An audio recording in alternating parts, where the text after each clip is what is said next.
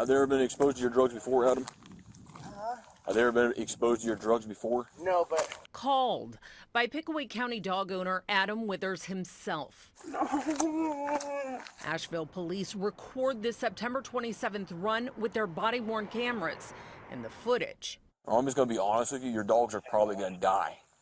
Can you do Narcan or something? Not Narcan, a dog. Withers admits to snorting cocaine in his garage with his two pit bulls, Echo and Apollo. Officers note both dogs were outside of their home and couldn't move. Come on, Bubba. Come on, puppy. You got this. Both had lost function of their back legs. Police believe the dogs were exposed to the drugs. Does this fit the statute for animal cruelty?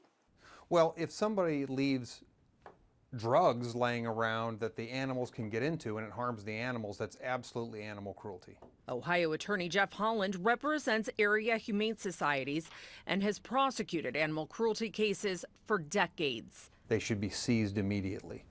That way the veterinarians can take a look at them and we can preserve the evidence. The Pickaway County dog warden had already deemed brown dog Apollo as dangerous due to previous attacks. But when officers requested the on-call come out and take the dogs, I don't know what you want me to do. Y'all won't come out. you can hear officers tell their supervisor by phone that the dog warden refused to respond. Officers plan to place Withers under arrest. They have to come out here and be like, it's not a choice. Like, they have to come get these dogs or lose because he's going to be charged. The dog warden deemed the dog dangerous. Should that be a high priority call? Clearly the dog should have been seized. We spoke with Chief Dog Warden Preston Schumacher 3 weeks later, the day after. Whose dog? Is that him? Prosecutors say Echo and Apollo got loose and killed Joanne Eckelbarger, the next door neighbor. This is never something I would ever dreamed of ever happening.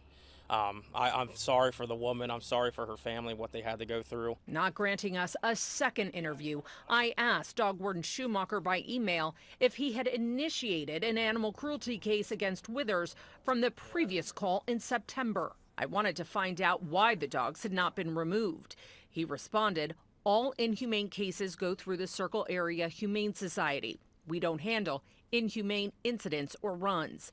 But under the dog warden section of the Ohio Revised Code, Ohio law states a warden shall request a court order to enter a premises and seize a dog if there's reason to believe that dog is being treated inhumanely. You want to get in the grass? Come on, in the grass. I think his elbow's bleeding. Or his leg. In addition, the Circle Area Humane Society told me they received no referrals regarding animal cruelty at the Withers address. When dogs are at large, the dog warden has authority to seize them. That's a dog warden's job. I also pulled the dog warden's own policies in Pickaway County. They state dog wardens will respond without delay to all calls for assistance made by other law enforcement agencies and take possession of seized dogs. They're also to respond after hours where canines are seized due to an arrest. One of the victims here are the dogs. Nearly an hour goes by this September night. Oh, you're heavy. And the pit bulls are never removed. Asheville officers end up taking Apollo back to his owner's condo by police car. Scoot over, Bubba. It's apparent that there was not a plan for how do we handle an immobile dog that may be dangerous. The dog warden tells me police canceled their request for aid from his office that night, which Asheville PD has yet to confirm to me. 3 weeks later, the next door neighbor was dead and both dogs were shot and killed. Is it required by Ohio state law to seize these animals on this particular day?